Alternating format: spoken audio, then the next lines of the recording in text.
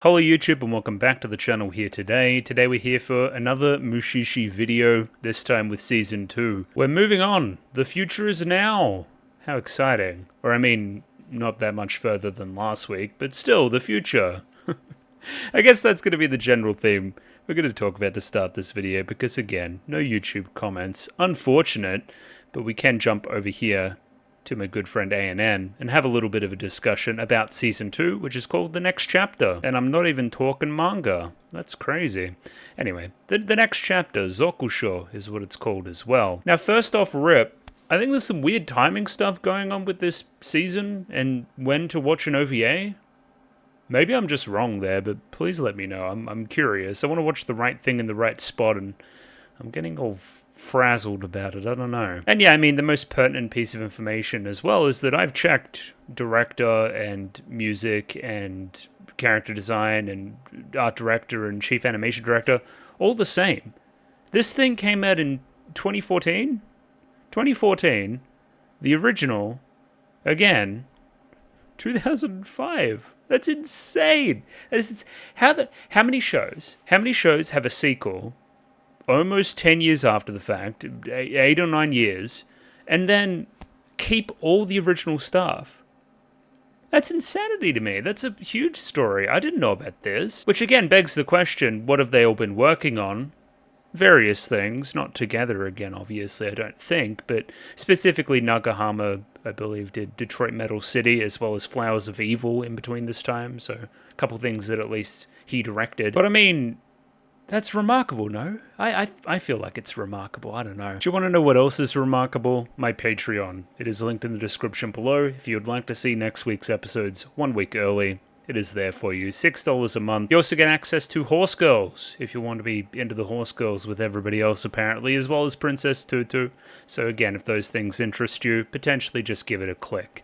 Like the video, subscribe as well, do all that kind of stuff. Either way, thank you to my patrons, Sean, AJ, Akomancer, Banana Ram Hamadama-sama, BD422, Brendan M. Gibbons, Brett Jones, Bryce Peak, Capella, Choberibi, Copley, Dapper Dwarf, Ed, Fancy Question Mark, Fruit, Gloriana Tenebrae, Glyke, Hans Peter, Ika, Yako Yavnen, Joran, Kasogtha, Clem, Kot Begemot, Lick H, Lou, Master Detective, Matthew Bratcher, Mickey Babbers, Miru, Mistake L. Chen, Molly Weinberger, Mr. Maniacs, Nature Without Man, Parnick, Pencil Sharp 333, Pointed Snowdrop, Run Led B&K, Sant Lily, Sal, Sam1373, Skeleton, Tentacle Member, Waifu Overdose Without a Net, Binchi, Jumby Boo, Kelvin, Hayato 138641, and Nossi. Thank you very much for giving me money. I enjoy the money. Not really much to set up here. Mushishi is an episodic show. We will be jumping back into some exploit that Ginkgo's doing. It'll be interesting to follow along from last week, where we did have a bit of a visual upgrade along with the kind of leap forward in the timeline, if you know what I mean. Like, it's 2014 now, technology is better is my point. Yeah, the eyes were closer together. There's a few character design, I guess, quirks we'll keep an eye on too and see if they persist. But either way, let's just watch these suckers. Let's jump in. Let's go. Rightio, I have episode 1 of Season 2, Zoku of Mushi-Shi up there ready to go. 23 minutes and 46 seconds on this one, so sync up accordingly with your own copy. Speaking of copy, let me go on a bit of a journey with you. So, I looked up CDEX, Mushi-Shi Season 2, Arc. Arc is apparently the thing that everybody's doing. It's the one that they say is the best one. So I downloaded Arc. I don't know. So we're going to see how that goes here today. Apparently that subtrack is also called Deki Nai, if that helps anybody. That's going to help you, I guess. But yeah, go to Nya and get Arc, I guess. And hopefully it's the right one, because I just, downloaded 35 gigabytes of it, so... Hopefully we persist with this one. That would be ideal. But as always, if something's wrong, or if there's a big swath of people saying, no, not this one, then I'll do the other one. I'll find something else. Either way, there's a picture-in-picture version in the description below if you need it. Let's give this thing a 3, 2, 1. Radio, 3, 2, 1, go.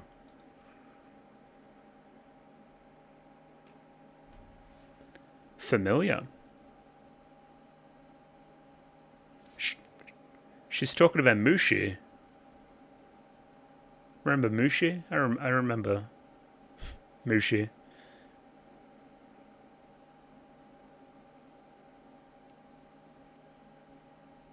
Mush.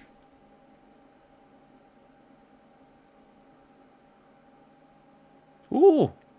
New song! And it's like HD. This song's already fucking a 10 out of 10. And I've only heard some strumming.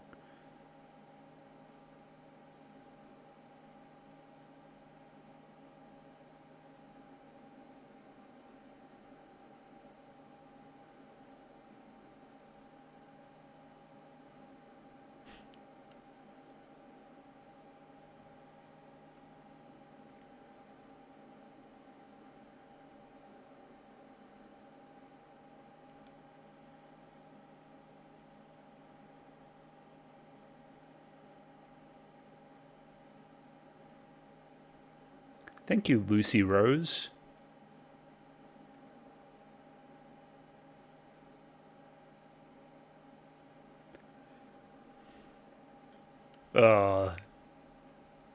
This is hitting. Is this hitting for everybody else? I'm loving this.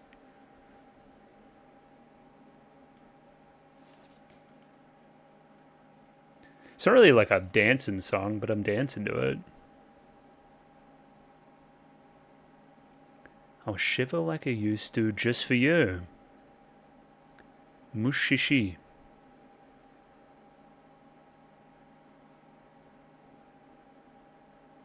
It's very somber compared to season 1. Season 1's was a lot more like hopeful. Whenever he drank my father.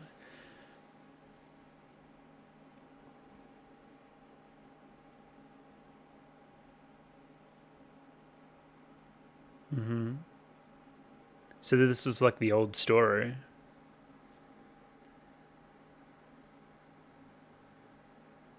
It's my nightmare, by the way.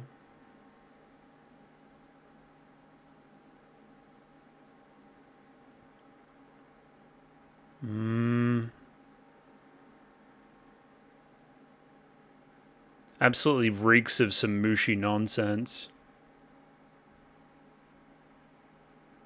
It's the banquet at the edge of the forest, everybody.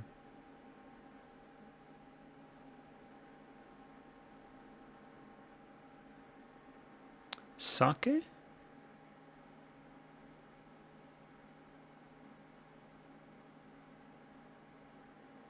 He's crashing the party.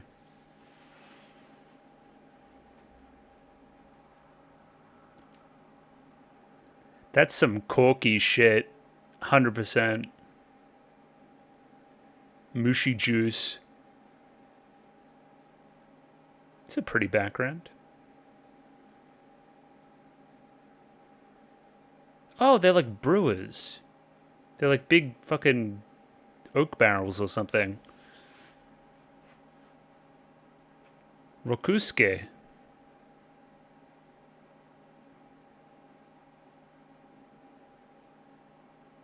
Okay, he's pretty switched on. He's studious. They call me the brewmaster.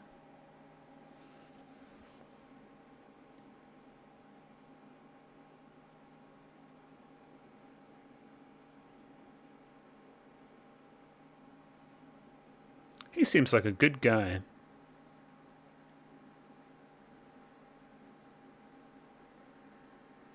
Hard worker, cares about his dad.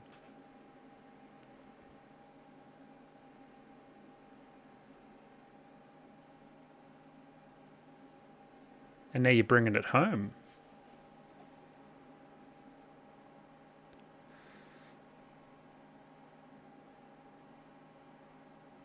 Ooh, interesting.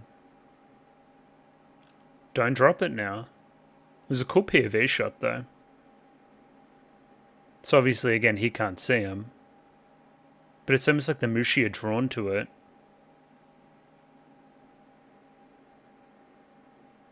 Oh, so he did spill some, okay.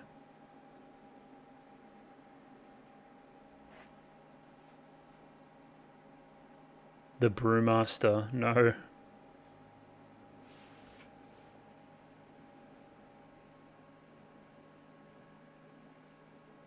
Okay.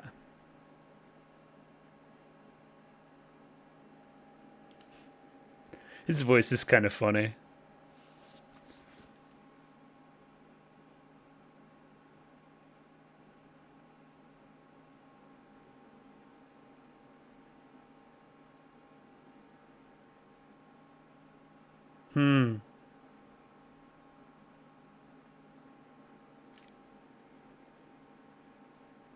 From the story.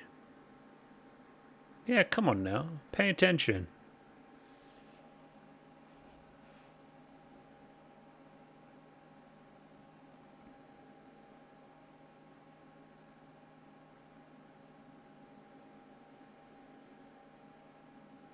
It is. Well, is it? I know the beer's kind of like... Do something with yeast or something?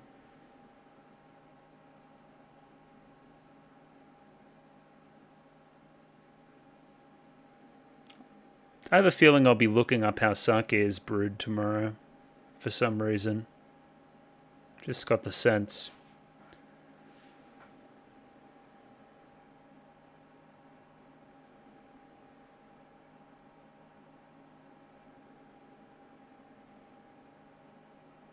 Well, there's a cool effect on the skin, too.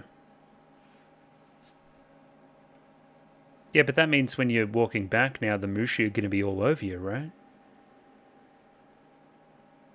Or you're going to go to the banquet yourself. Okay, mushi all over you.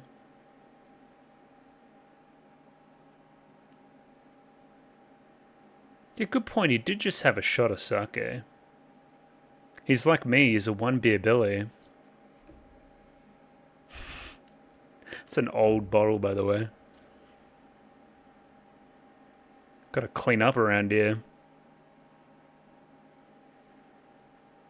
Oh, interesting. Yeah, okay. I'm just like catching what's happening on screen now. Motherfucker, they're stealing my booze?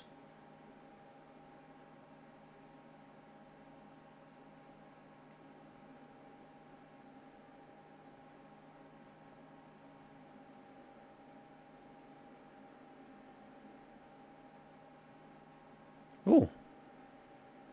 You got invited to the cookout.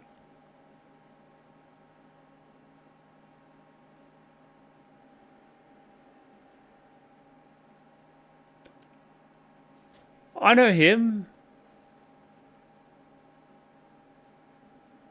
Ginkgo's invited too.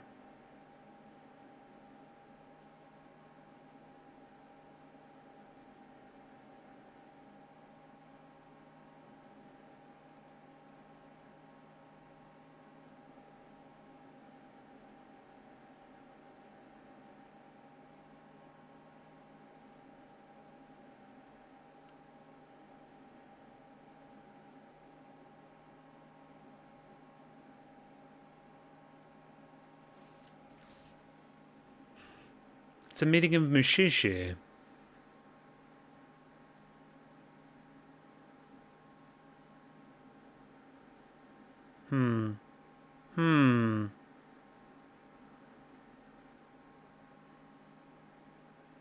It's like a nest in there or something.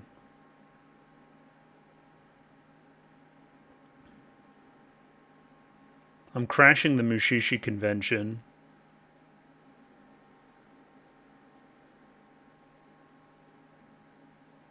I mean, this will probably go into something I'll talk about in more detail tomorrow, but this is remarkably similar to the original show, which it's all the same stuff. It makes sense to me.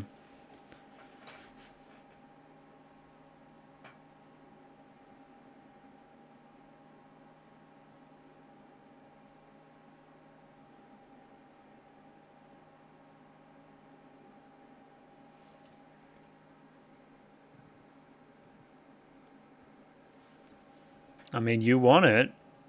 Yeah. It's the art of the deal, my friend.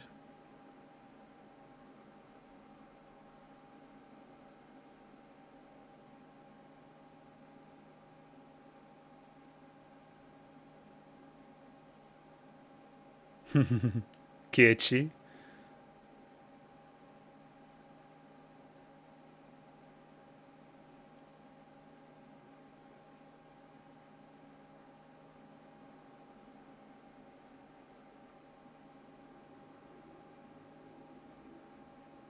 Oh, interesting.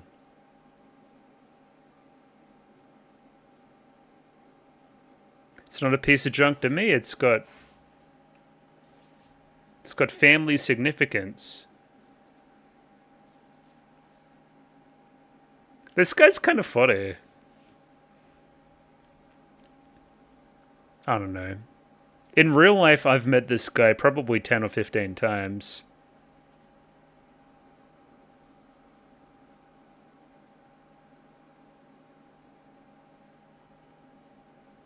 Well, you already drank some earlier this evening.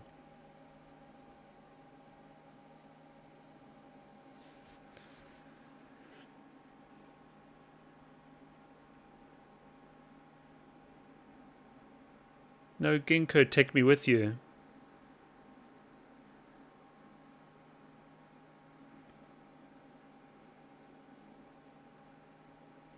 He's being surrounded.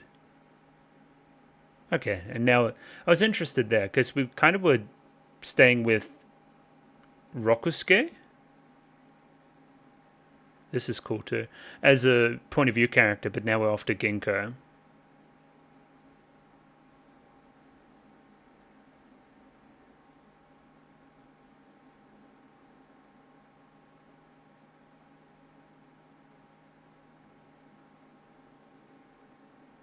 Thank you, translation note.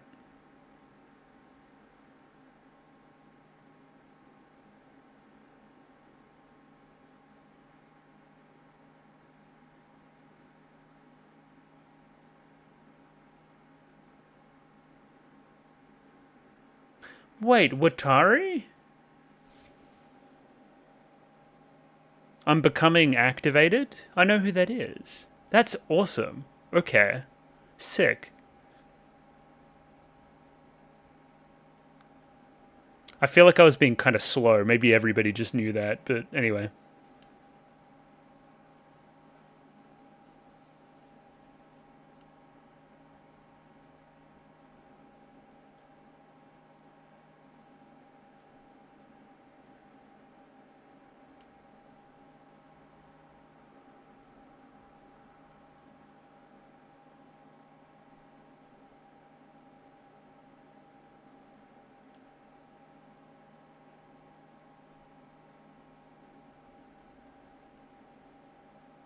I feel like the soundtrack's been standout, man.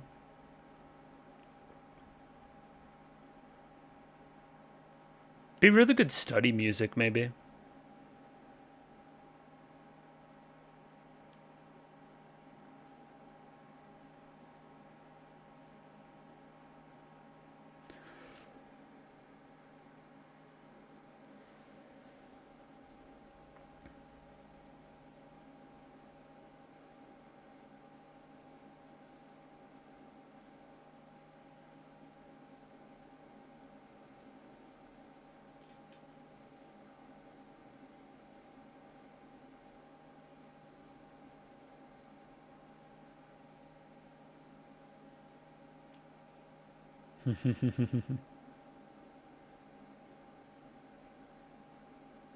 It was that guy.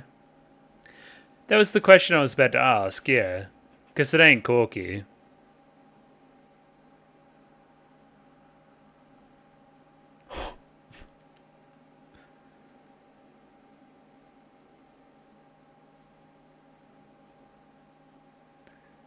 Why did all these bums show up without any fucking Corky then? Poor. Broke bitches.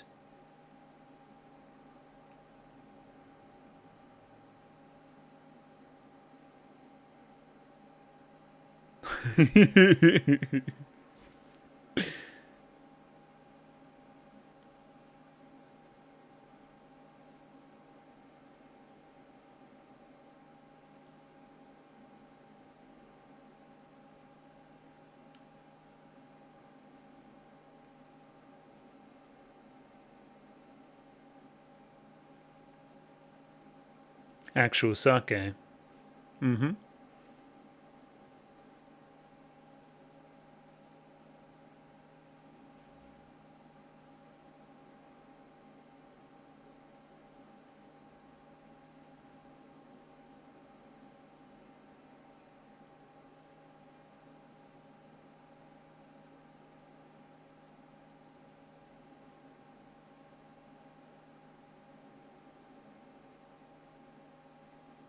So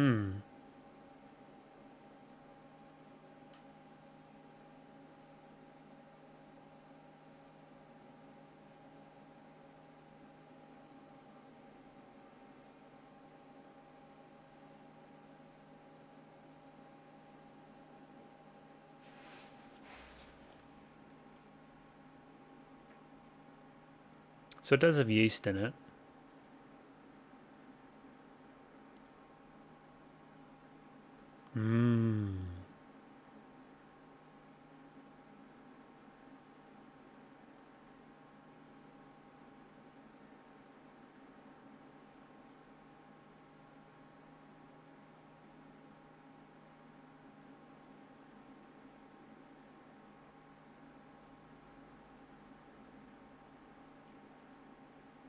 That's that Mushi sake, bro.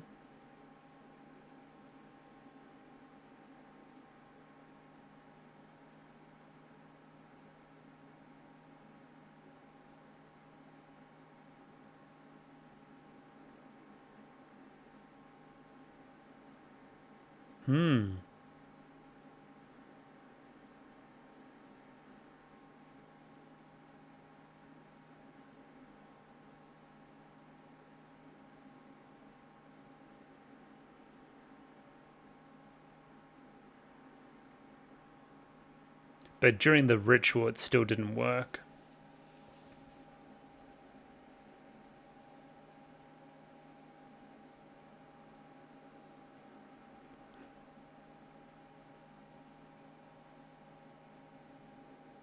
Even Dad?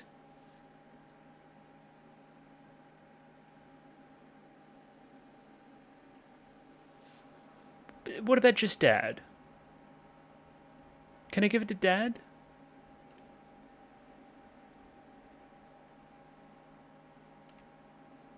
Yeah, it's Mushi sake.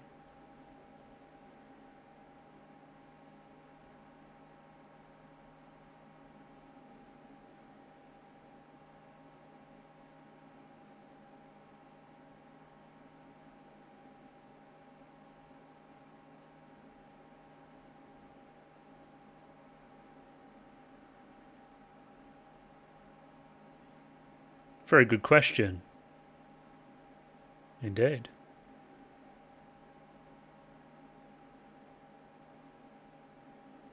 Oh, they're like little bugs.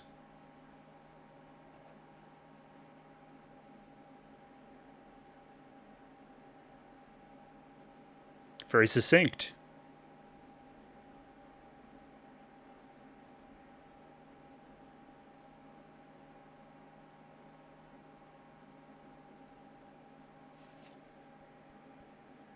Give some to good old Pa.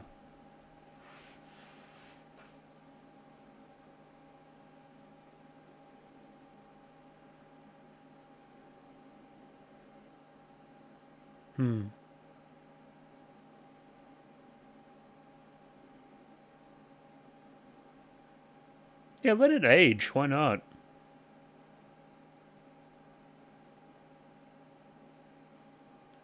Or sell it.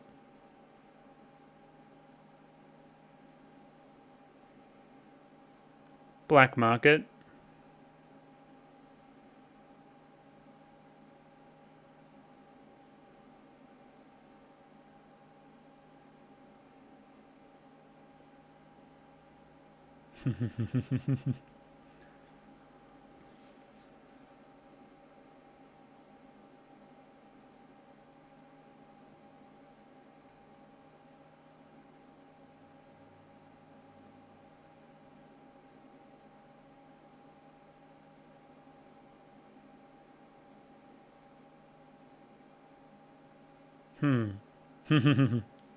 I could think of 2 or 3 cases already that are like that.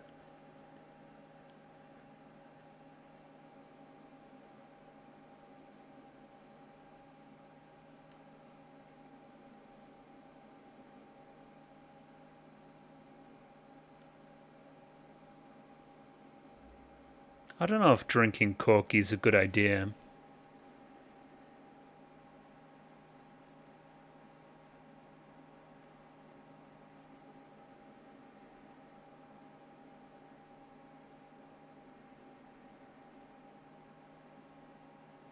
The Sake Whisperer.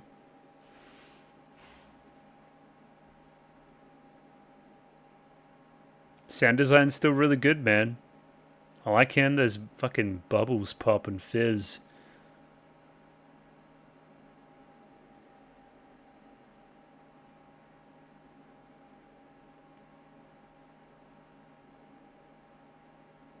I mean, you know how to make more.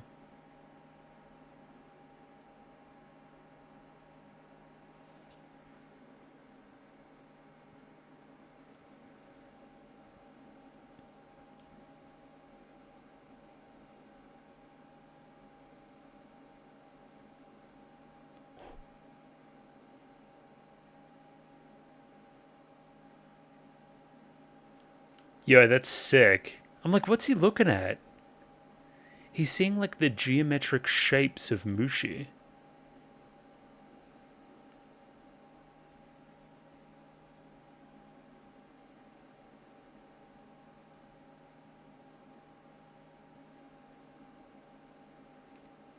Very mature, my friend. That was pretty chill. It was a chill old episode. Cool premise. Reintroduces you to that quirky concept. The good old... I was going to say... No, I won't say that. 3K sounds. No. Do not say that. Okay. Anything else that I could talk about other than that? Sound design was really good. It was well paced again. Very quiet. Not a lot of characters in the episode, obviously. And I like the lesson at the end of it. He's kind of flirting with the line there a little bit, but not, crossing any boundaries that he shouldn't cross. Seems that we're going to do these EDs pretty similar, though. So again, just letting an instrumental track play from, continuing from the very end of the episode into the ED. A vibey, for sure. Oh, and I want to sneeze, but I can't. Ooh.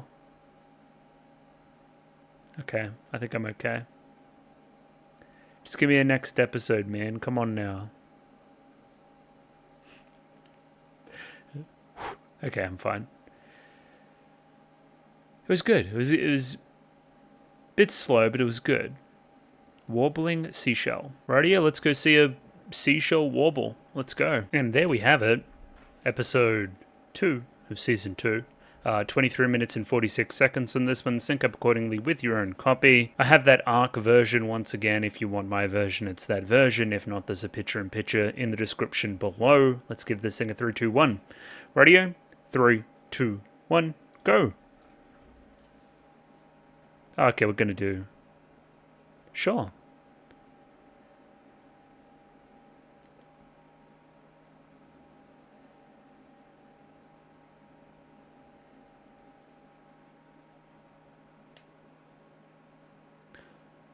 Last episode was kind of weird. It wasn't really about a Mushi of the week in the sense of a few other episodes, right? That a Mushi's doing something weird specifically. It was more quirky as the concept there. I neglected to do that. I know I'll do it at some point in this video, but I want to look up Lucy Rose. I feel like I recognize the voice almost. Even though, again, this isn't traditionally my genre of music.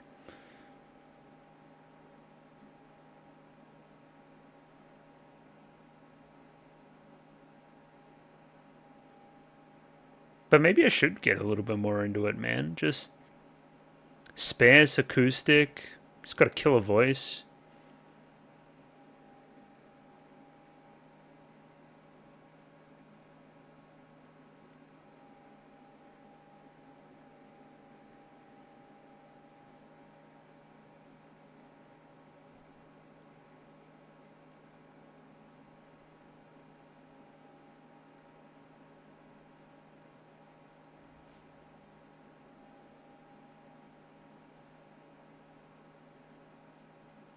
Like, those touches in the instrumentation are really good. Yeah, what is that? It's like, In the background there, I can't even tell you what it is. It's almost like a steel guitar or something. Like it's like a country song.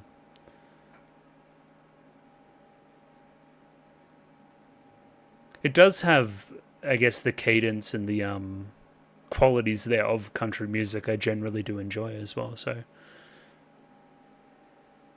I don't know. It's a great song. Banger. Oh, poor Ginkgo.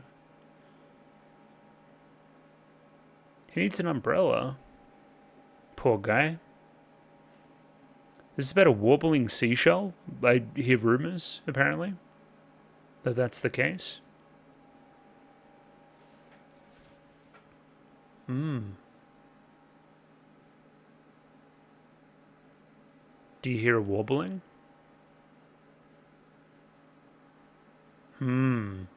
Interesting.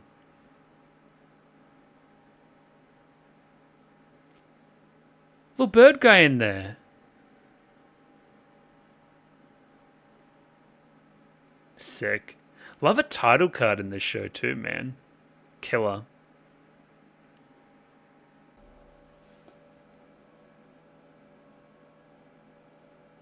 You probably saw a cut there, I'm gonna imagine. My computer fucking just broke again.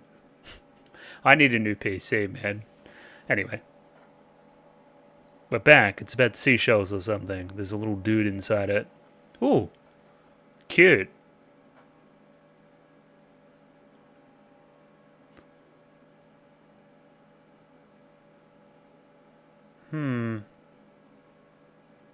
I recognize somebody's voice here. I think so.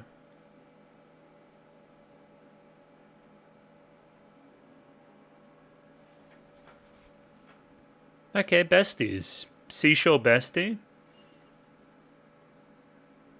Classic. Shit blows your mind when you're 5 years old.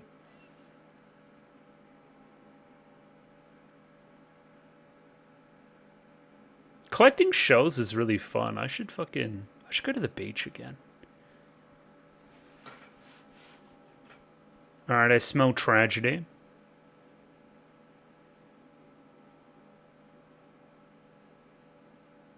Mina?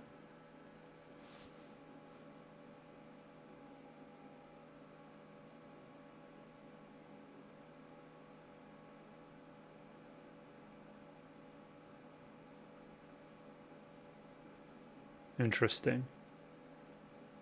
What's the story?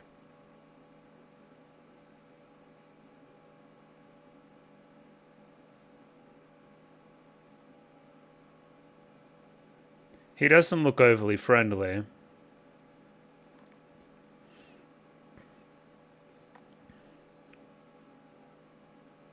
Whoa. An impending disaster, you say? Okay, she got the rice.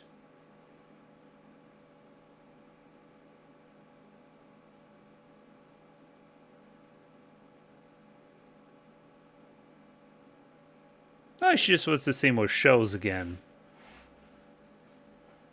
Wait, you're telling me that she sells seashells by the seashore?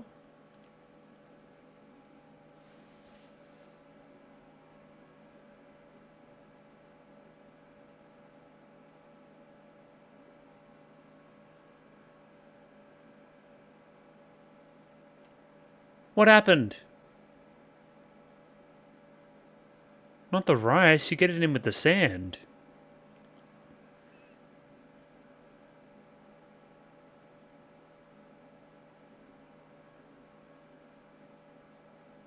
Well, I don't care about the other villagers. I actively don't like them, actually.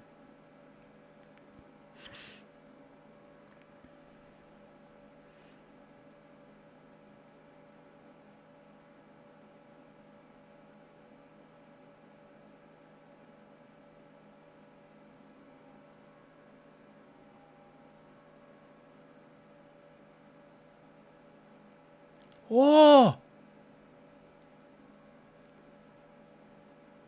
What does that give me the vibe of?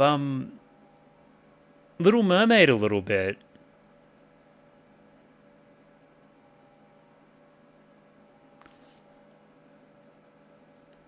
Interesting. Isn't that ironic? Why her? Why you got beef with a 12-year-old? Audio... Even the lack of audio there is wonderful. Such a choice. At least Ginkgo's here. Imagine if Ginkgo wasn't here. What would they even do?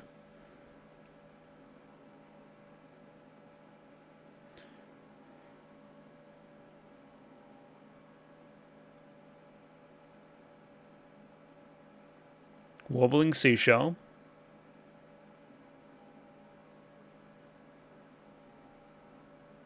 Oh, that's why you know. Gotcha. So what are we thinking? Like some kind of storm or tsunami or...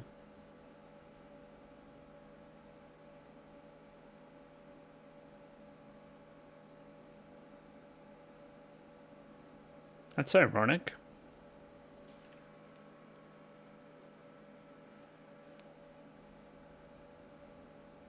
Oh.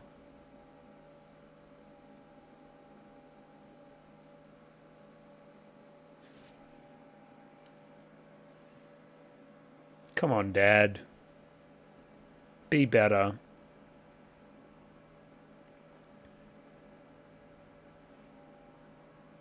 Okay.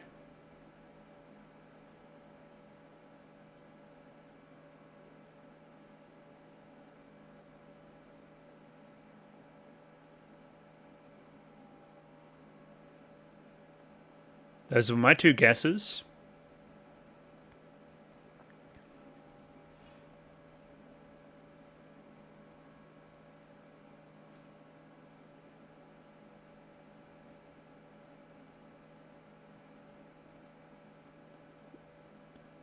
No, but I mean, like, be extra prepared though, like...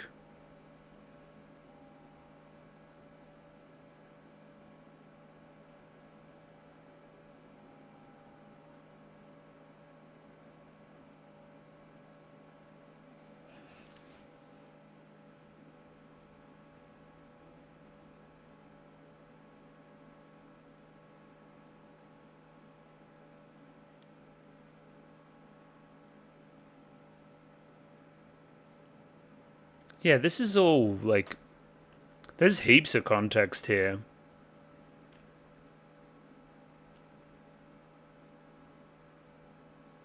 That's no good. Ooh. Gotcha.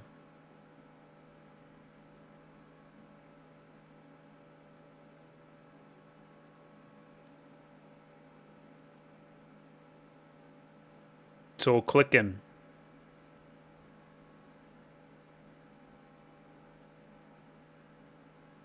I mean...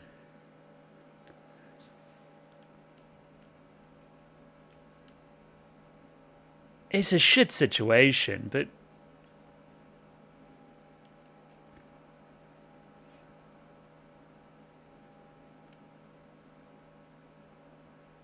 Well, painful for some more than others, yes, but...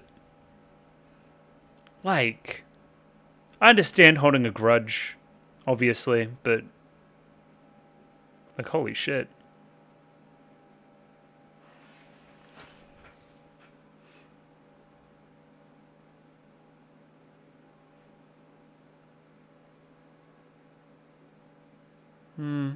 His wife got eaten by a shark.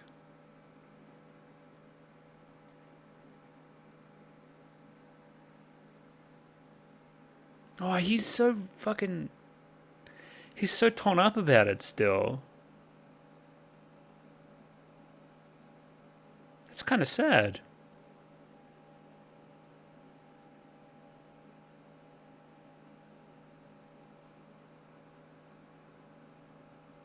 Screaming all black there again, I was, scared.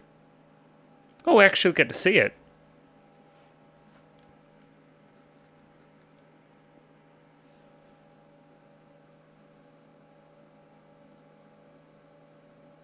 That's horrific. That sucks, man.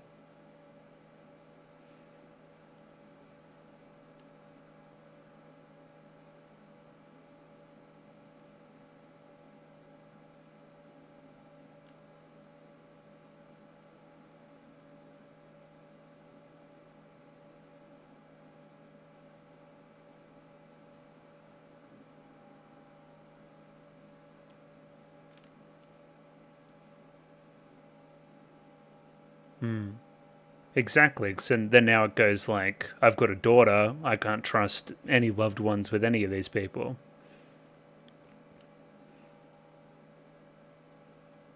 But I mean, like, what? I kind of see both sides, but also like get over it. But also, how do you get over it? So like, also there's an impending disaster. It's a bad one. There's lots of these little freaks about. Soon.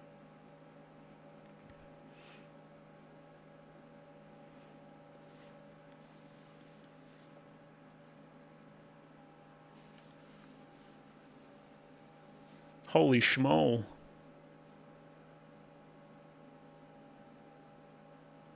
Where are we? Yeah, okay. I'm just trying to figure out when this disaster's gonna happen.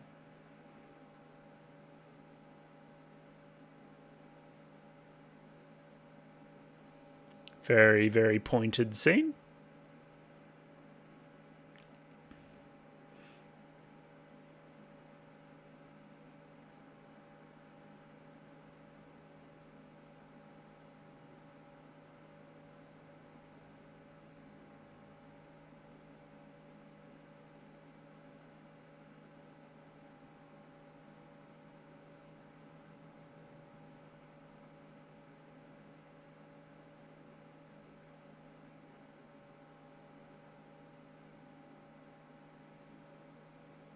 What?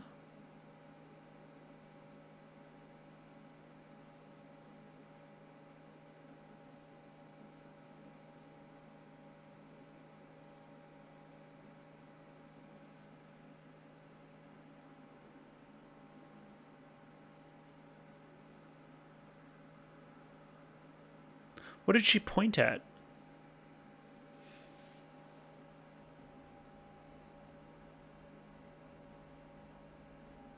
Nothing to talk about.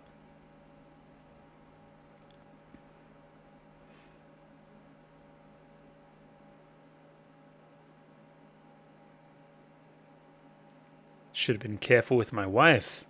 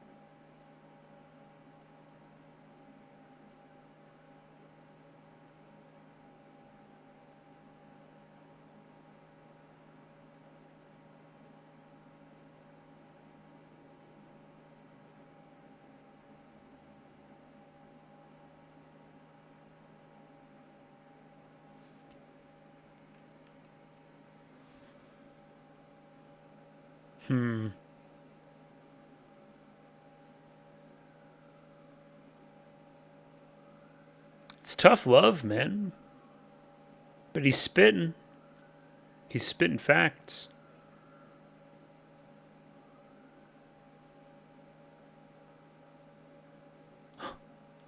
I'll come again. That's a threat.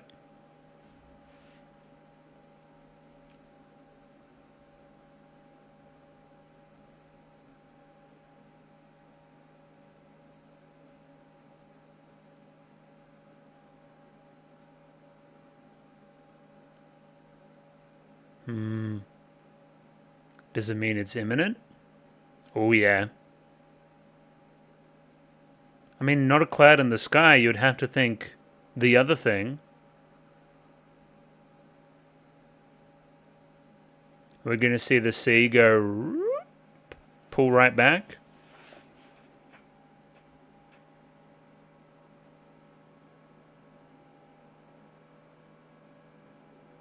Oh, what's that? Alien. Oh, no, okay, just dead fish.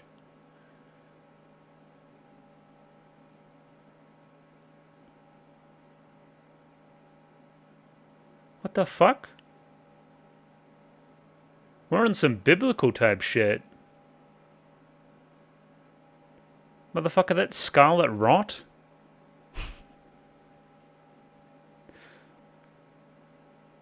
There goes your fish farm.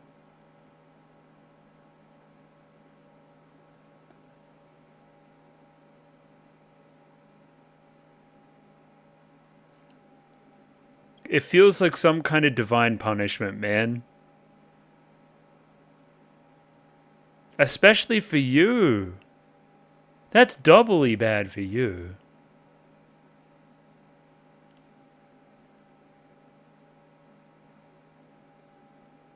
I know. I'm paying attention. I know what it's reflective of. It's a really, really effective story, man. And for him learning that lesson.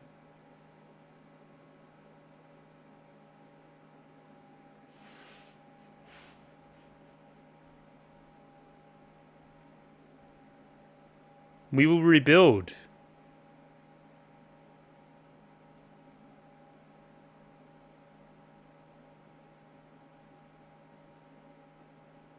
Means you need to be around more people.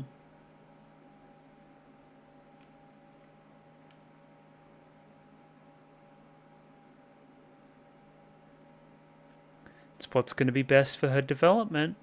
There was nothing we could have done with the old thing.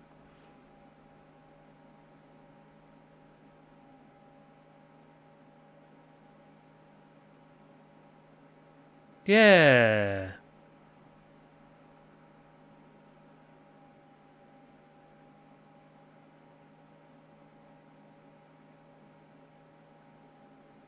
Double disaster?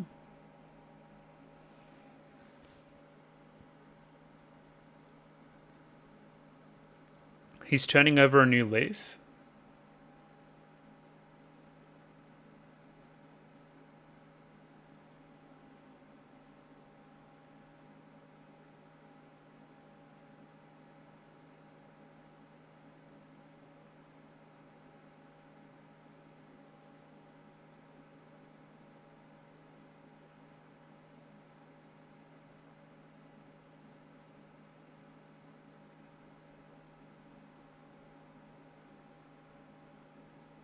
I mean, we've got a lot of dead fish.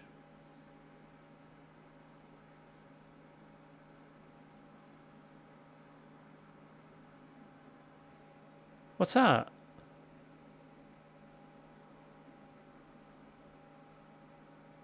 It's some beans? Oh, it's a pearl. That's what she pointed at.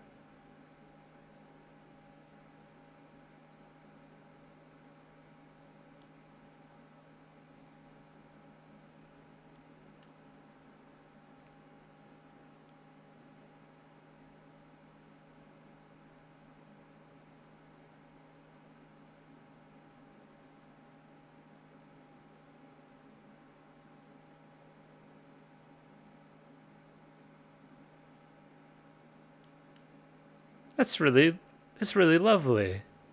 I loved that.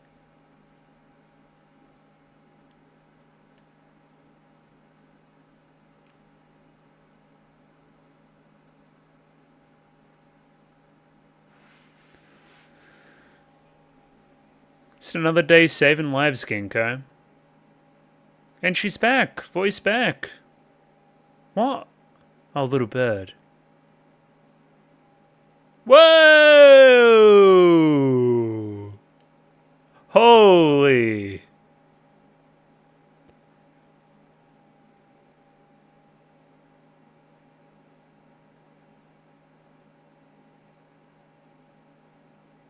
That was sick. You didn't see all these fucking birds? Little slug bird guy?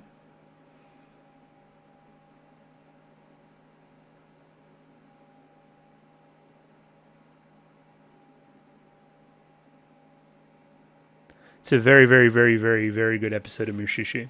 Loved it. Doing the playbook almost, like it's this like moral dilemma. Like you can genuinely argue both sides there, and like both sides are justifiable in my view. There is a thing that is happening which is pertinent to it. It brings older information to light. It allows us to resolve things. There's a great element of like the next generation and moving on and all this other kind of stuff. Loved the stuff with the red water combined with the blood in the water from, again, years earlier. I thought that was very well done. Worked as this great grand metaphor for, again, there's nothing I could have done there. And again, that kind of catharsis upon the very ending scene there of like letting it go. It's almost like letting go of this grudge as well, and, you know, letting sleeping dogs lie and just living our lives. Moving on. Keeping on, despite, again, that same old thing that we say for all these episodes, man. They're basically all about the same thing. They're about living life. And whatever it throws at you. And not letting yourself dwell on one thing, and all kind of very philosophical like that. And even now, like ending on this really like peaceful ocean. Don't know what about it. It looks like a very Japanese ocean too. Just that part of the Pacific maybe. Lovely episode. Like full marks. If I rank again, it'll end up very high. They said something about Yukino Yukinoshita there at the end, so I don't know what that's about, but you will see me tomorrow. I'll talk about these episodes in more detail. They were lovely. I like Mushi-Shi. Let's go Mushi-Shi. And we're back. The first couple of episodes of Season 2 of Mushi-Shi have been watched. What did I think about them? More of the same, really. Again, I'm struggling a little bit. Do I place them on the tier list like now? Or do I place them later? Please like let me know, because I mean I'm inclined to just place them as I'm going. That would make sense to me. Point being, I'm getting ahead of myself. I would place them both within the boundaries of the episodes we've seen already. It is within that scale of quality. They are not particularly any worse. They're not particularly any better, albeit episode 2 is very good. They're just Mushishi, but it's kind of a little bit clearer and more HD and stuff. Art style is very similar, character design even very similar. I didn't even notice some of the quirks that I noticed even last week. I thought that they were a lot more uniform, or again, maybe I'm just getting used to it. Same general, sentiments and metaphors and poetry there to it. Same concepts, similar concepts, of course. If anything, these two episodes stood out by being less about the Mushi themselves and more about the characters, which I guess is always happening on some level, but again, it's not like somebody is particularly inflicted by a Mushi, I guess. And episode 2, be damned, but it isn't really about her, it's about the dad more than the daughter there, who loses her voice. Point being, nobody got infected with a thing and then we didn't, cure it or learn to live with it or anything like that, which has been the, general structure of maybe 10 or 12 episodes in the show. So yeah, straight out from that perspective, still Ginkgo moving about the country, nothing really with any of our other recurring characters like a Tanyu or an Adashino, albeit in this episode here, this first one, there is a character that I recognized, and I wanted to make sure it is the exact character. I mean, I'd had be a lame-o and just look up the fandom page, but yeah, it's Isaza from episode 26. He's still part of that Watari tribe or whatever the hell, who wander around and look at the River of Light. That's why, again, they're involved with the whole Corky thing. That would be at the Corky banquet. Makes sense to me, right? Also, I guess, broad spoiler, if I even remember, he's going to be in episode 20 of the second season, and he doesn't die. Very cool. Never would have guessed that. So that's good. That's our first, confirmed character, not death, because Mushishi, this show, is so much about character death. Anyway. Point being, it's nice that we recognized a recurring character. It was a cool moment within this episode. It was nice. It was implied from the end of episode 26 last season as well, that he survived and, was the one that told Ginkgo to go back and look at that village from his childhood. So, Cool. So it's all cohesive and stuff. It's nice. All right, what do we say we go back through this sucker and I'll tell you what I thought. Oh, it's the fucking bird guy from the next episode. That's kind of cool. And yeah, even this guy. This guy's from this episode for sure. That's kind of cool. So my question is, this intro isn't particularly long. What is it, like literally 30 seconds? Is this going to be on the start of every season 2 episode, or is this just a first couple of episodes getting people back up to it? Again, I kind of spoke about it last week, but they didn't really need to do as much resetting up because it was a special. I think it was online only. You could only stream it, and you'd like click in, and if you were a Mushi-Shi fan, is the point, right? Like, you don't click on that if you don't already know about Mushi-Shi. Where again, I'm going to imagine this was broadcast on television. People were flicking around television. This could be their first Mushi-Shi episode. It'd be nice to get a little bit of an introduction to what even is happening. But yeah, intro is still cool. Again, all the things I said about it last week still ring true. It sets the tone. I like that it's Nui, a good friend. And now into the opening, of course. We might do these lyrics because, again, like visually, it's stunning, obviously, and I like how sharp the text is against the background. And I guess we're invoking a little bit more of a snowy thing and a little bit colder, and, you know, the song's called Shiver, rather than, you know, the Barefoot song from season 1, which was a little bit more lush and green, and it felt like spring into summer, where, again, this is feeling a little bit more like autumn or fall into winter, you know? Like, I wonder if that's going to remain consistent. Is a lot of these episodes in this season going to be a little bit colder? How does this thing end? It's making my mind rush a little bit. This this OP.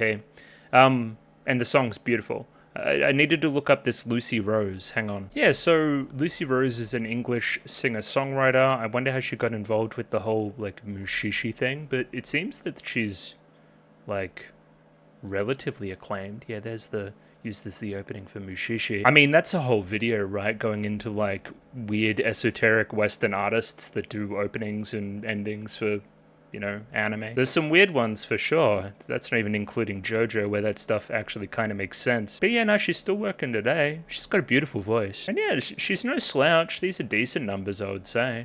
Okay. A big UK artist. Well, not big, but you know what I mean. Bigger in the UK. Either way, lyrics. Back to the very beginning here. We broke everything that was right. We enjoyed a good fight. Or we both enjoyed a good fight, excuse me. If only I could read. And if only I could swap to my correct view as well. Thank God I saw that. And we solved all the holes we had to breathe to make the other one leave. We solved all the holes we had to breathe. Okay. To make the other one leave. We're arguing still, okay, sure. And I loved the way you looked at me, and I miss the way you made me feel. It doesn't really rhyme, but sure. I'm nitpicking. What was I gonna say?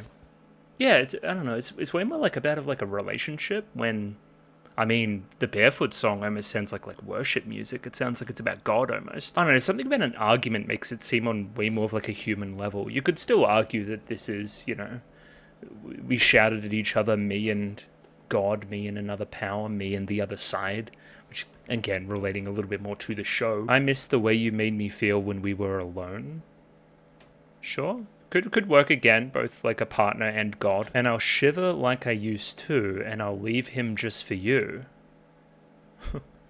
Again, you really got to squint to think this isn't about a relationship and like, you know, I miss this old partner, this old flame. I want to go back to them. And I'll shiver like I used to, just for you.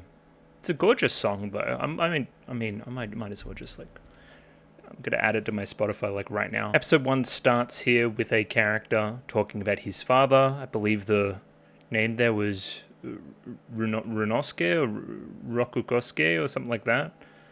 Rokusuke, I think. We're going to see it in a second. He had a father. The father used to tell a story of him out at night. He got lost sight of the road. He's out here by himself. And he used to like drink a lot because he used to make sake, as we learned through the episode. So he had that shit on him as well. Oh, look, hang on. Who's this? Who's this little white-haired freak over here? That might be Ginkgo. And one of his first, kind of Mushi-Shi banquet type things. That word banquet, it's ringing bells. It reminds me of episode 1 of season 1 almost. It's kind of like rhyming with season 1 in that way. That's interesting. The banquet was obviously very different within that context. It was a bunch of weirdos just like walking in a line or something. I remember that. Yeah, but that's really fun. Again, like, it's been such a long time. We're almost like starting from step one again, you know. As we could see here, this is the cup that'll come back later in the episode as well, that the son retrieves for the father. Once again, much like episode one, one of the core concepts here is corky and drinking it and associating with sake. And remember, we had the bowl in season 1, episode 1 for sure. But again, now that we're way more versed in the world of Mushi-Shi and what this all means, as soon as we see this liquid, we're like, okay, a bunch of stuff is coming together here. This is the connection. He is under the false pretense that this is alcohol, but it is something else. It is something way stronger. I mentioned this in the reaction, but I think some of the early characterization for this character, whose name is Rokusuke, of course, nailed it, is really good. He's obviously a good bloke. He means well, he works hard, he cares about his father, he wants to, like, he's honed his craft to the point where he's made this thing that he's, like, really proud of and wants to bring it to somebody else. Like, these are just, he's so likable, like, immediately. And, again, makes him, like you root for him as a screen presence is the point. Like, so many of these other Mushishi characters, one-off episodic characters, have been a little bit one-note. This guy just stands out immediately as, like, somebody that's pretty cool. Like, I want this guy to succeed in what he's doing, you know? And again, it's a matter of how they do that. It's something about his character design you could probably say as well, and you know, how he looks and whatever else. Like, his actions, he's in there doing, you know, extra work. He's in there scrubbing the things, even though, again, he is the boss, supposedly. Wait, no, he's not the brewmaster. The other guy's the brewmaster. Anyway, he works hard. It's through actions and design and shots and everything. He's polite. He asks permission for things. I don't know, it's fascinating to me. How do you do that so quickly? Is my point. And again, it's like something you like immediately notice. You're like, oh, I like this guy. You know. So either way, we've brewed this sake. We want to take it home to Pa. Right, I'm really proud of it. It's got this like goldish hue. I remember the story that Father used to say about this sake in particular and how good it was. I think I've got something that's at least kind of similar. I wanted to get him to taste it. I'm going to put it in a jug and walk myself over a hill to go give it to him, right? Over the mountain. This reminds me of a time previous when, again, Dad, we used to work in the same industry. I used to have to, you know, what's the word? Take this stuff and like bring it to places. I was like the delivery boy. So it gets me nostalgic for all the delivery runs I used to do, but they were weird, right? It felt like there was something on the ground, unable to be seen, that was holding me back, and you know, it felt like shit was all over me. And again, I kind of inadvertently spilled some whenever I was on these trips. And again, I mean, we've seen the show. Of course, it's Mushi, and they're interested in the goldish hue on the sake that this guy makes. Again, if the Mushi cannot distinguish between the corky, which they are fond of, and this stuff, then like, it's pretty good. It's a pretty good like ideal, like fake corky type stuff. It also brings into, I guess, view the life cycle of a Mushi. Are these the same Mushi that are in the scene right now? How long do Mushi live? I'm guessing it probably varies. But you could almost see like, okay, they're interpreting him as dropping a little bit of the liquid as a gift, right? He's given us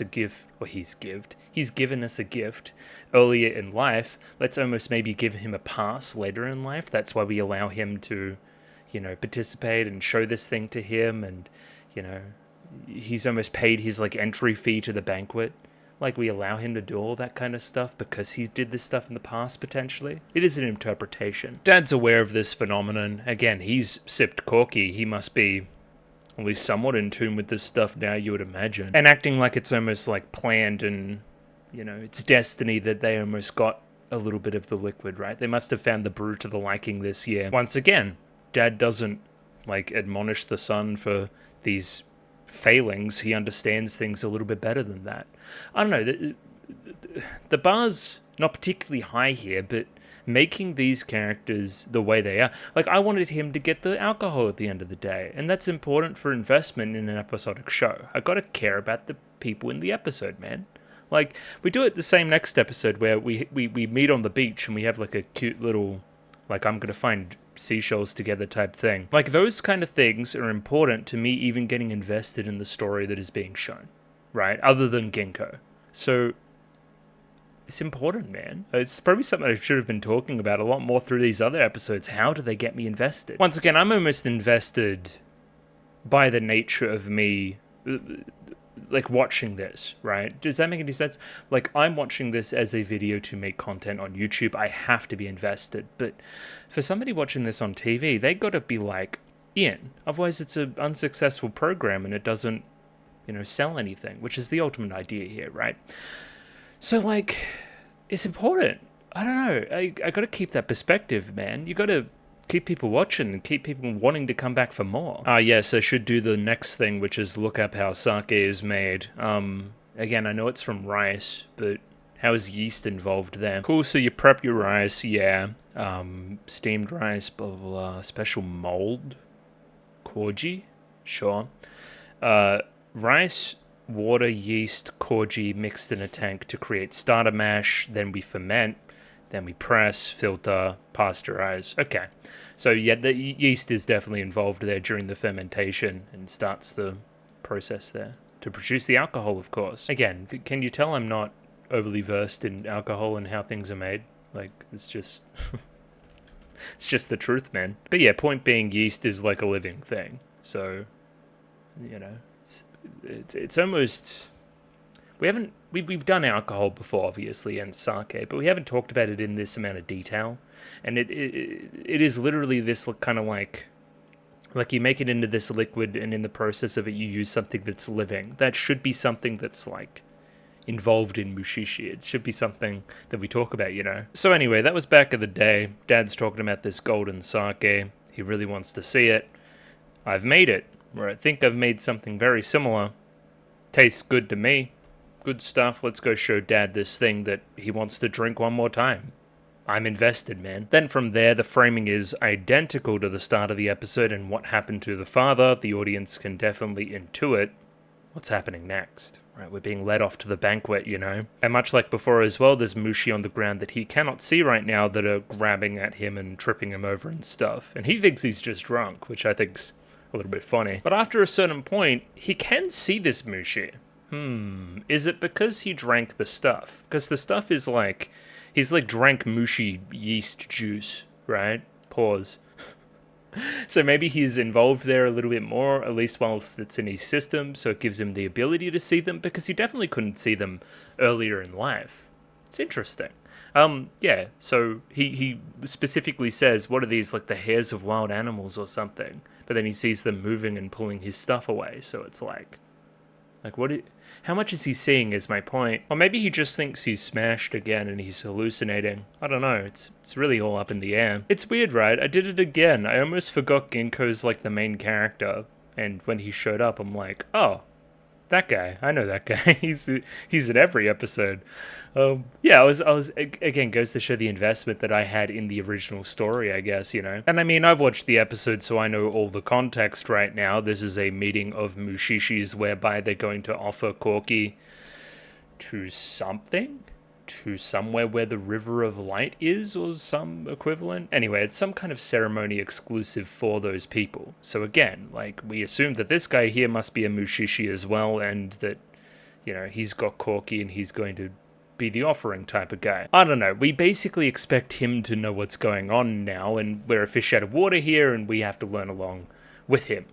With Rokusuke, what's going on. One thing I like of the episode too, like, Mushishi aren't infallible. This guy here kind of sucks. The guy that's like trying to bum Corky off of him for cigarettes, like, that guy's just annoying. But he's still here. He's still a Mushishi.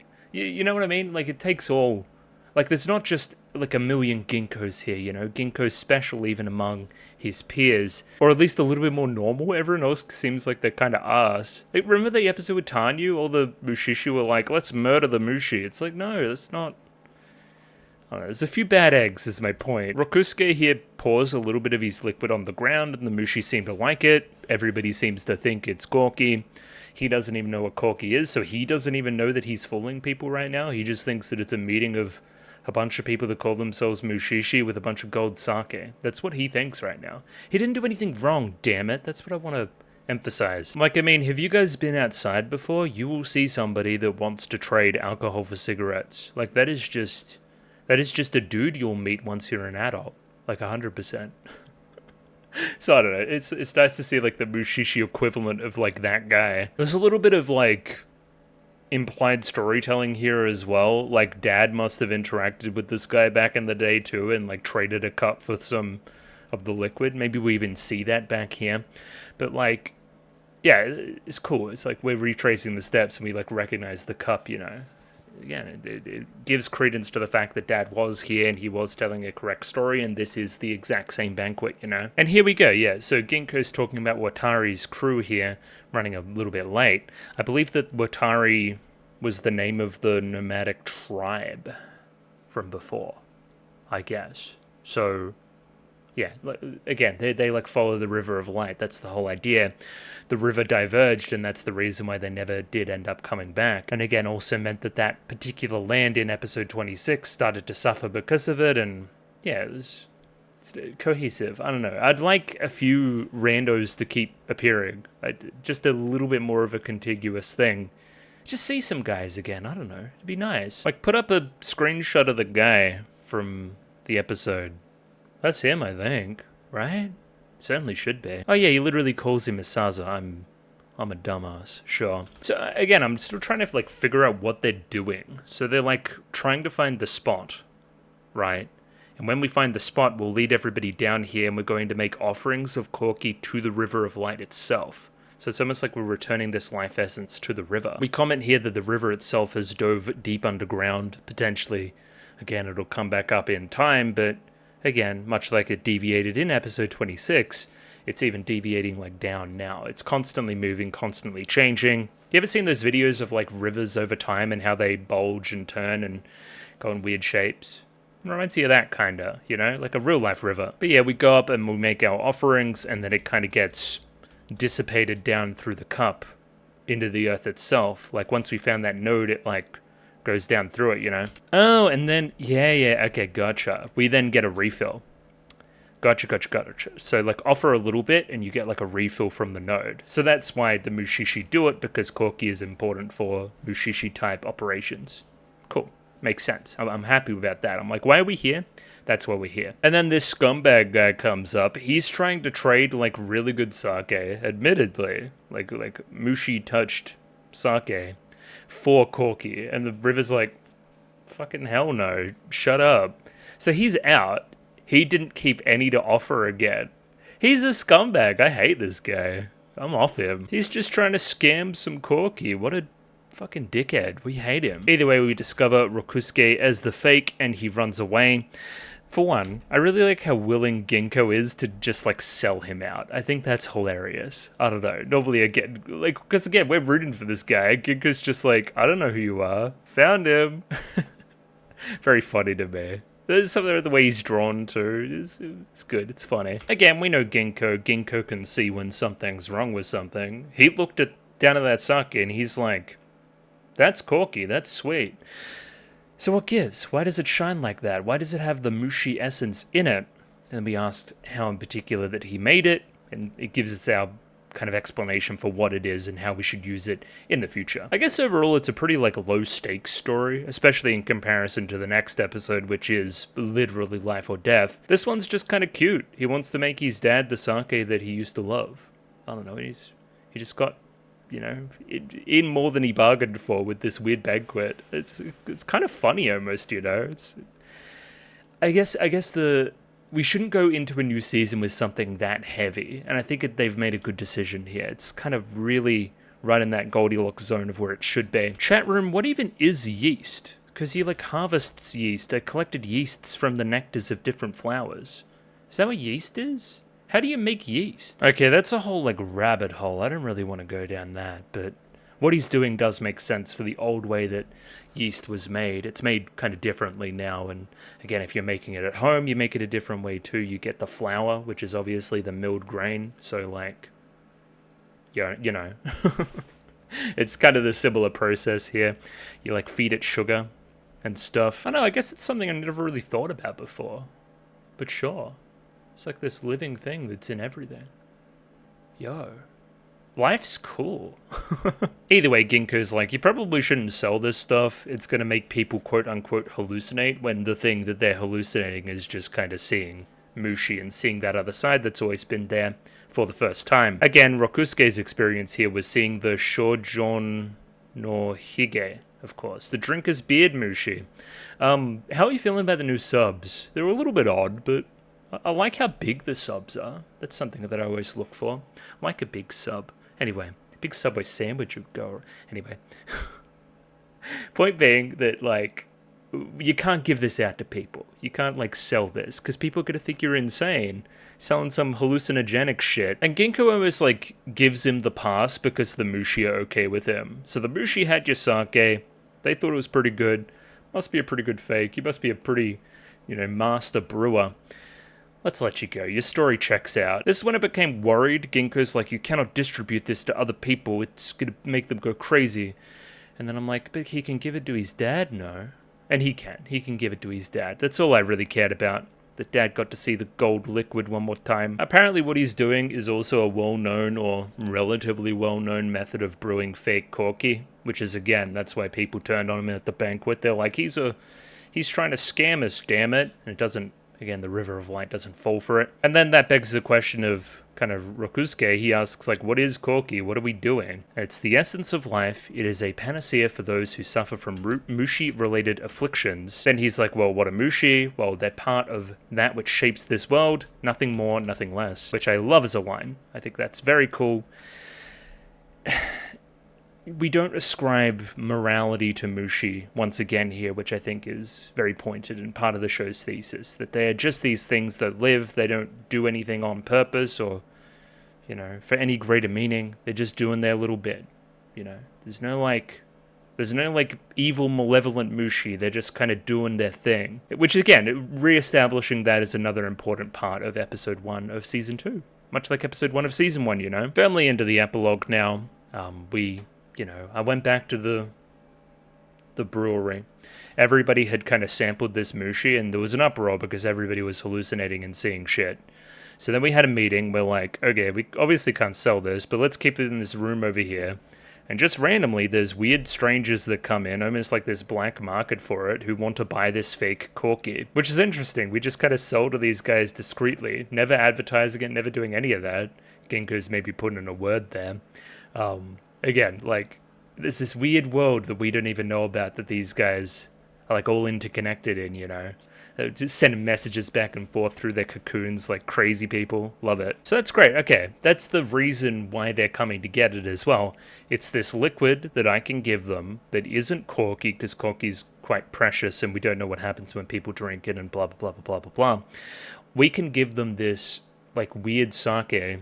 They can drink it and they can see Mushi. That's important for Mushi-Shi type operations and helps lots. Like, hey, there's this guy that brews this sake that if people drink it, they can see Mushi. That is, like, vital. Imagine having an affliction, like a sickness, and you, like, couldn't even see the symptoms. You couldn't, like, see what's ailing you. Like, you had this huge parasite and you were like, I don't know what it is. I can't see it. Seeing it would then be believing, and that would give, again, the Mushi-Shi some legitimacy. It's a hugely important thing. That makes a lot of sense now. We end on a nice sentiment. He gives the father this golden fucking sake, which is nice. He enjoys it. But again, he mentions that he went to the banquet. The dad asks if Rokusuke sampled any of the corky itself, which he said he didn't. But no, he wants to replicate that taste, the taste of dad's sake, which he was almost like he based it on the taste of corky almost, Like, do you know what I mean? Like, he wants to do it his own way. I've had your, like, version of corky, Dad, and I want to do it, like, legitimately and not rely on this one pipe dream corky type stuff. I'm going to do it my own way. I'm going to become a brewmaster on my own terms. It's a little bit flimsy, but it works as a kind of epilogue conclusion-y thing. Along with this gorgeous scene to end of him, again, some of these nights when he's working hard, just has a little bit of the gold stuff, and it gives him inspiration, gives him the strength to keep going. And keep on brewing. Gorgeous, it's like CG almost, Like these shapes through here. And the movement is very, like, irregular and, like, not human. It's a really cool close-up look at a Mushi that we haven't really gotten before. That was a really, really well done scene, of course. Very, very, very cool. Moving on here to episode 2, which is the wobbling seashell. We start here with Ginkgo in the rain on the beach, getting all wet. That's no good. I do like, once again, like we haven't fucked with the pacing of the show really. It's still quite slow and allows you to get invested once again on your own terms. Like it's not in your face. He's not like, "Hi, I'm Ginkgo. Welcome to this episode of Mushi-Shi." Haha. He's like, I don't know, respects my intelligence, respects my attention span. It's good. It's just base level intriguing watching how this story starts. Sound design here huge as well, as he hears like the chirping of birds, which causes him to stop in his stride and have a look. As it turns out, it's this little kind of bird, snail, Mushi type guy that takes refuge in shells when a disaster is imminent. Once again, it's just like intriguing. We see like the little bird, like the little beak and the little eyes inside the shell. It's like, that's not meant to be there. Which again, Ginkgo's like, oh shit, that means there's going to be a disaster at sea soon. Now, I like how he didn't go for a stereotypical kind of seaside disaster. It wasn't a particularly bad tropical storm or something rolling in like a cyclone or a typhoon or something. And it wasn't a tidal wave. It wasn't a tsunami. I think that's nice. I don't know, we found our own unique way to do it. Like this kind of Red Sea that was like very reflective of the thing that had come before. It was way more poetic than something as generic as just like a natural disaster that we would know, you know? I thought it was cool. Now here we are with our episodic characters. Like I said before, this scene is huge. I like these two characters. I think it's cute that they're both just collecting seashells and that she's kind of really quiet and we just kind of want to make friends because, I don't know, it's like human nature to want to like see like-minded individuals and talk with them about things. I just think it's adorable. I don't know. And like disapproving parents and all of that. I'm in immediately, you know? I don't know. I think you'll go through on that tier list of the episodes that I rate lower, and it's probably the episodes that are worse at this kind of stuff, right? At getting me invested early. Like, think about the fucking the kind of Guardian of the Mountain episode, right? With the big hole in the mountain. What an intro. Like, that's gonna get you interested, right? Like, we need some more shit like that. We love that shit. I wanted to look up VA. Let's do that for you in particular. Well, I forget names either way. It's either Mina or Shima here, I believe. Both are voiced by VAs who their only role is this show, so it is not somebody I recognize. It's good work, though. They're like a spitting image of somebody, though. Like, spitting sound image, I guess. Very similar. And again, we got to remember with, again, I got to get names, but with this character here, she's like never really spoken with other girls her age before, you know? So this is like a fun experience of seeing like a like-minded individual that's like teaching me things that I didn't already know. Like if you put your ear up to a seashell, like you're going to hear the ocean. Again, common knowledge for everybody else, but like that's amazing to her. She's like, oh my God, it's blowing my mind. And of course, again, I want to keep being with you. I don't know, I'm over-explaining, but it's important, damn it. Okay, her name is Mina, and Mina is with her father. Her father is off on the cliffs as opposed to being down with the village proper, and trades these shells with the village for rice, and that is how he survives. Or at least how he gets some of the carbs involved, and I'd imagine he just fishes for fish to eat. I don't know how they survive, but they do it, so sure. Anyway, I liked seeing Mina so very peaceful by the ocean, listening to the shell here, to slamming the shells down and saying, hey, go like trade these. You know, it's very clear to see who's in the wrong in the episode very early on. But again, as I've said so many times with this show, it's not as simple as like you're just being a cunt and you need to get over it. There's like trauma here. There's like justifiable reasons why you feel the way you do, you know, which is important, man.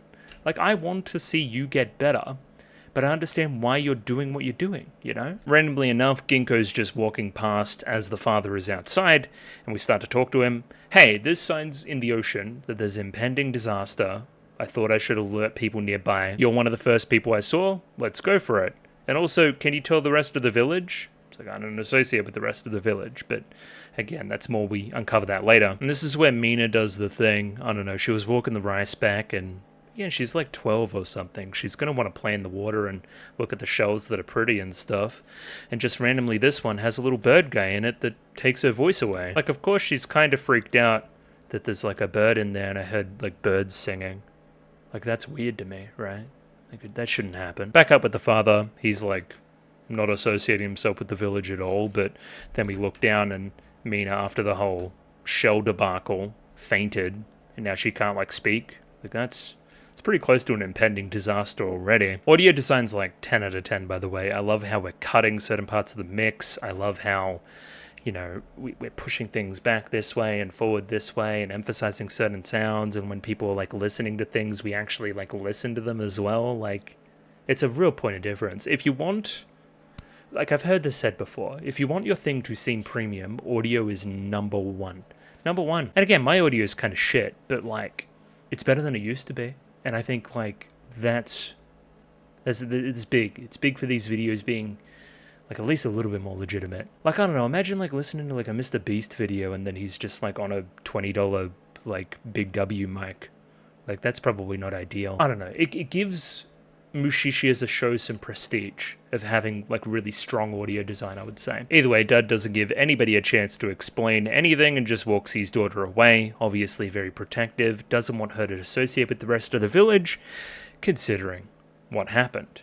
Again, I understand you, for sure. And specifically of all people, why do you have to speak to her? I told you never to speak to that girl again. Her father is the guy that I got beef with. Big beef. Very poetic here as well is Mina trying to explain her side of the story, but she literally cannot use her voice. She's so powerless in this time to like explain her side of the story. Again, it's a metaphor, obviously. It's to explain the father's closed-offedness to other people's opinions and, you know, to outside noise even. That he's become so sheltered and closed off. He's almost created this shell for himself, you know.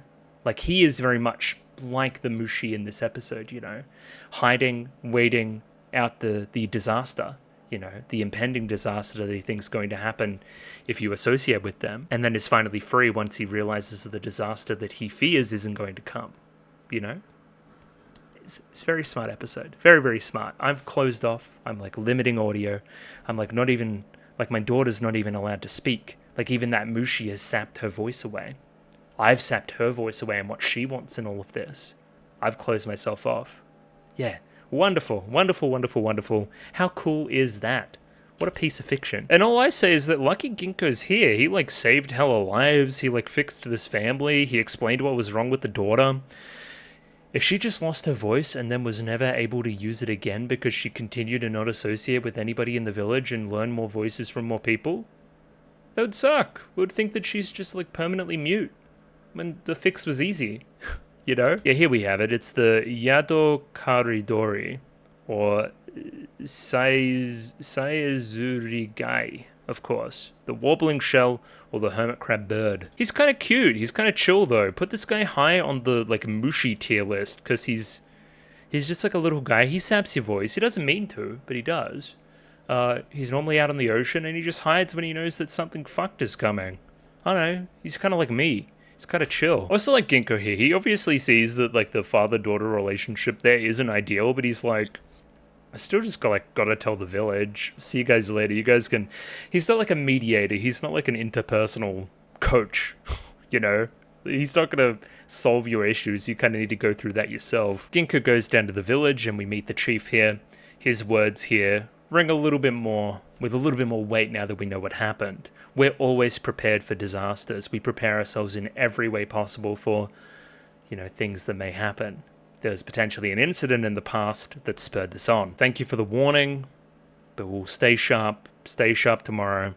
Well, yeah, he's always telling us to stay sharp, but all we do is farm fish. Like, why do we need to be switched on about that? Either way, Ginkgo's just, like, eavesdropping here. And it's like, there's a reason why we farm fish now. There's a reason why we do it so safely. There's a reason why nobody has to go dive and do anything. It's because it works out. We can make sure we're fed and safe. He wants to keep everybody safe. He's clearly just racked with guilt about what happened, man. And yeah, this kind of old guy explains it. Ginkgo's curious about the previous tragedy. One of the divers from the chief's ship was eaten by a shark. That diver was the wife of the man up on the hill. He didn't pull her out of the water in time, but he had to pull up his own wife instead. Again, if you were in his shoes, you're clearly making that same decision. You're saving your own wife above somebody else's wife, right? But it sucks that you even had to make that choice. Obviously, again, racked with guilt because of that, changing even the entire philosophy of the village to accommodate it. Like, he's trying, man. He feels sorry.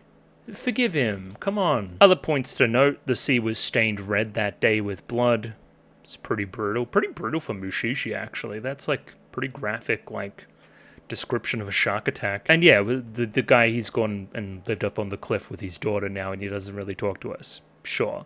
And again, everyone's like, I don't get him. Why did he do that? Can't he just forgive the chief? It's like, well, I mean, he's clearly a little bit more close to the issue than you. I don't know.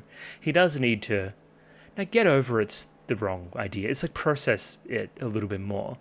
And, like, really think about that situation and not hold on to that grudge so hard.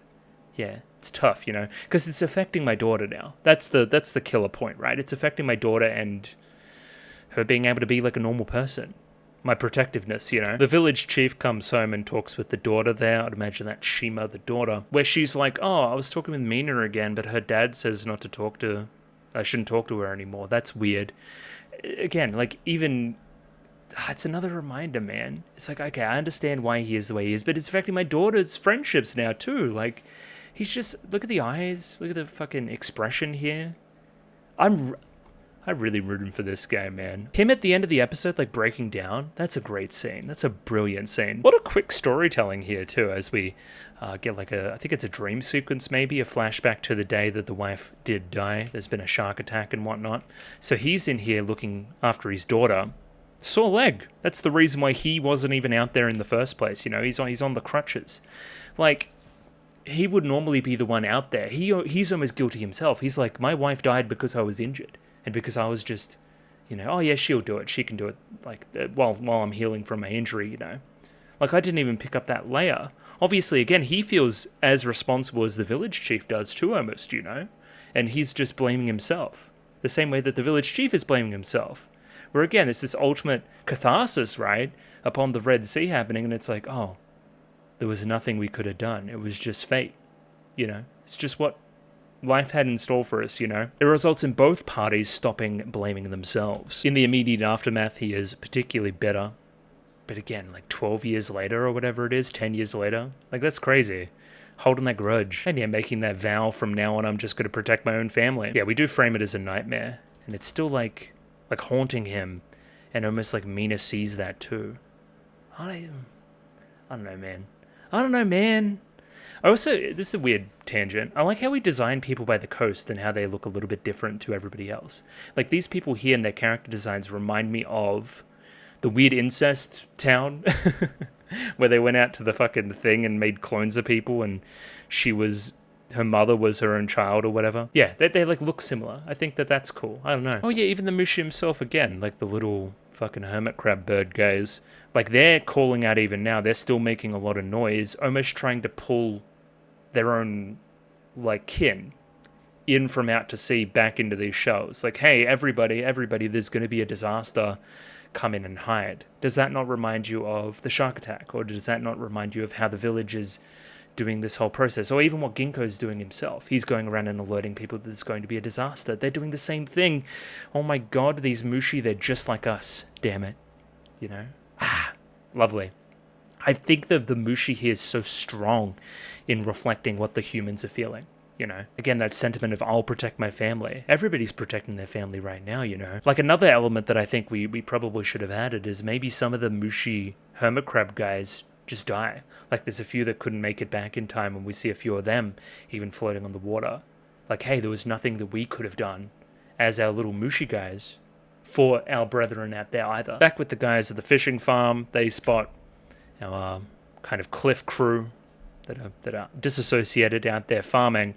There's a very specific shot here where Mina grabs a shell, like that one right there. That has a pearl in it. That's important for plot stuff later. And they remark how she has to dive in the place of her mother, which again, she's been thrust into this from such a young age. Should be a strong diver though. Should be very, very good at her job. But all it does is also add to the guilt of our friend here, because he's like, okay, well, shit, this daughter's been thrust into this role too early, where her mother would be doing that, but her mother isn't here because I couldn't save her in time. Damn, that's survivor's guilt, you know? I like how we hold it too. We don't show us the pearl immediately, so when it is shown kind of within the shell at the end of the thing. It's like, oh, well, that's what that was. It's like good plot construction there. I liked it as a reveal. Another cool interpretation could be that, again, Mum died at sea. This could almost be like this is a stretch, but this is like Mum's final protection, almost. Like the sea's giving back, like something, you know, that's going to like save the village during the hard time at the very end of the episode, you know? Like the sea may take, but it also gives back. It's giving food back all the time to... There's something philosophical and cool there. There's some like cool amount of like... I don't know, there's something there for sure. The village chief comes over to Sakichi here, and again, we know that there's going to be an impending disaster. We want to make sure that you're okay through this thing. Of course, Sakichi's a little bit more closed off. He's like, I can protect my own family. Blah, blah, blah. Anyway, he's offering an olive branch. Once again, I'm sure he does it quite often, but he's like, hey, no, we care about you. We want you to be okay during this time.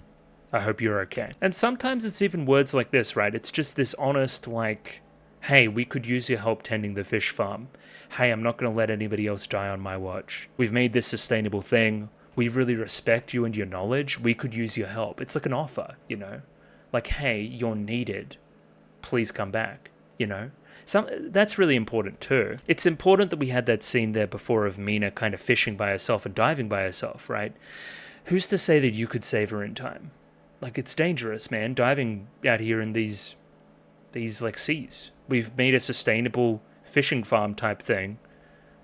Surely that's better than watching your daughter dive every day and risking what happened to your wife, you know? I like this guy, man. He's a cool village chief. All the other village chiefs are fucking lame. Ginku's been on the beach this entire time just, you know, reading the omens and whatnot, and he thinks that tonight's the night, or at least tomorrow morning's the morning. It's imminent, so he's going around and alerting everybody. Now, again, we don't even know what it's going to be, so everybody's just kind of up on the cliffs. Like, we don't know what's going to happen. It could be a tsunami, so let's get up somewhere high. Makes sense. But as it turns out, it's something far more poetic. It's a red tide, which I'm sure is some actual phenomenon.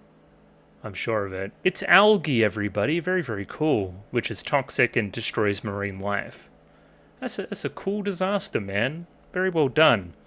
As I've spoken about, this is obviously reflecting the time 10 years ago when the wife died and the blood was in the water, you know? The abundance of dead fish is the reminder of, again, that death as well. And we look out upon it. Everything fucking died. The fish farms are dead.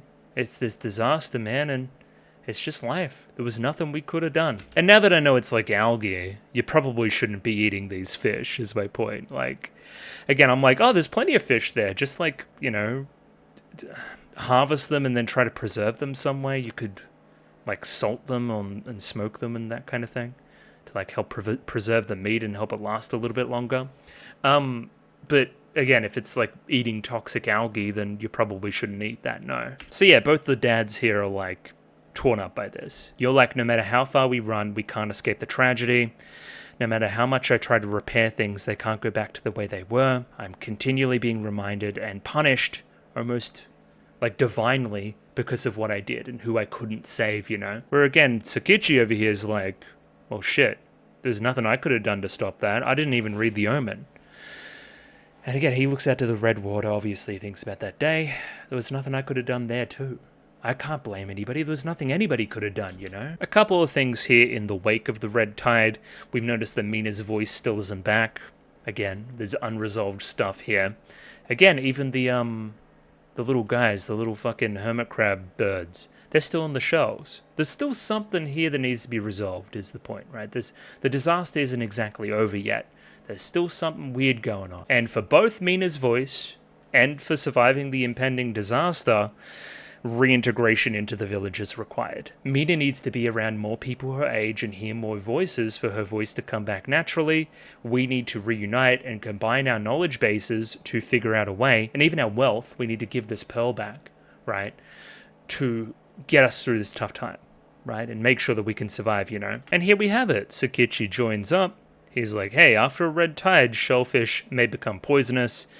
You guys shouldn't go out and try to eat those for food. You probably shouldn't do any fishing at all, honestly. Even if the discoloration in the water's gone, it's still probably pretty toxic. And I get that you guys have to eat, so here's my offer of a pearl to help you guys through this tough time, you know? And the motivations here are so strong, too, because even the village chief here, he's like, well, what do you want me to do? I can't let everybody die. Like, I'm not going to let anybody else go. You know, it's this whole thing from early in the episode, right? He feels so racked with guilt. We need to do something. What are we going to do? It's a beautiful pearl, too. So yeah, again, like, hey, don't fish. We'll use this pearl to survive in the meantime. We'll sell it and buy enough food to survive, and we'll thrive on the other side of it, you know? And the village chief's like, I can't believe you're giving us something this precious. And then he's like, well, it's better than letting anybody else die. This is beautiful. It like tugs at the heartstrings. Please let us come back to the village. What an episode, man. It's very, very strong. Look at him. Oh, look at it. I love anime, man. This shit's good. And yeah, ending the episode as we started it.